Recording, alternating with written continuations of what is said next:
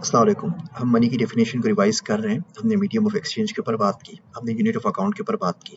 अभी तीसरी कैरेक्टरिस्टिक्स के ऊपर बात करते हैं, जिसे हम कहते हैं स्टोर ऑफ वैल्यू, यानी मालियत महफूज करने का जरिया। बेसिक तीसरा ज़रूरी मकसद या काम इसे स्टोर ऑफ वैल्यू का फंक्शन अदा करना होता है। आपको आज पैसे तनख्वाह मिले तो आपने आज ही नहीं खर्च कर देनी। आपको इस बात का इत्मीनान होता है कि आप अगले महीने, हफ्ते या महीने जाकर उससे अंदाज़न कितना अनाज या अशिया सर्फ खरीद सकते हैं। ये फंक्शन पैसा और माल असेट जैसे कि घर, बॉन्ड्स वगैरह में यकसा है। ज़र की कोई भी किस्म स्टोर ऑफ वैल्यू के लिए आइडियल नहीं। आप पैसे पलंग के नीचे छुपा कर रख दें, वो अफरात ज़र इन्फ्लेशन की वजह से कम अज़ कम हर साल 3% अपनी कुव्वत खरीद खोते चले जाएंगे और कमोबेश 30 सालों में अपनी आधी से ज़ायद कदर खो चुके होंगे। उसके बदले सोना या घर की वैल्यू शायद बढ़ ही जाए। ज़माने, ज़मीन, जायदाद और गोल्ड हर दिन के साथ अपनी कदर में बढ़ते हैं, मगर जो लिक्विडिटी फ़ौरन खर्च करने की सलाहियत आपको नकद या कैश देता है, वो बाकी माल या असेट्स में मुमकिन नहीं।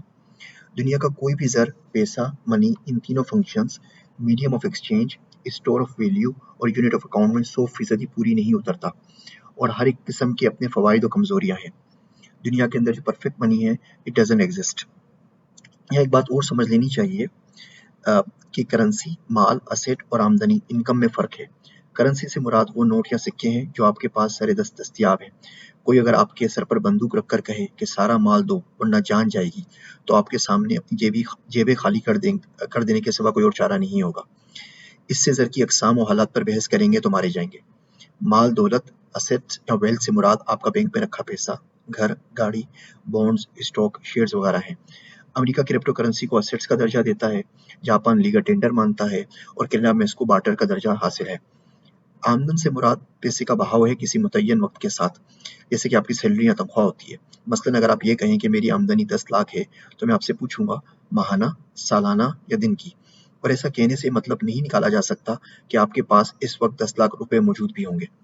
पैसे की भी फिर मजीद बहुत सी किस्में और इस्तिलाहात हैं, जैसे कि बैंकों की इस्लाह में M1, M2 या कमोडिटी बेस्ड मनी, फियाट और डिजिटल कैश वगैरह। इन तफसीलात को भी हम यहाँ डिस्कस नहीं करेंगे क्योंकि ये इस कोर्स के स्कोप से बाहर है। अभी हमने ये देखा, जो डेफिनेशन ऑफ मनी है उसको रिवाइज किया।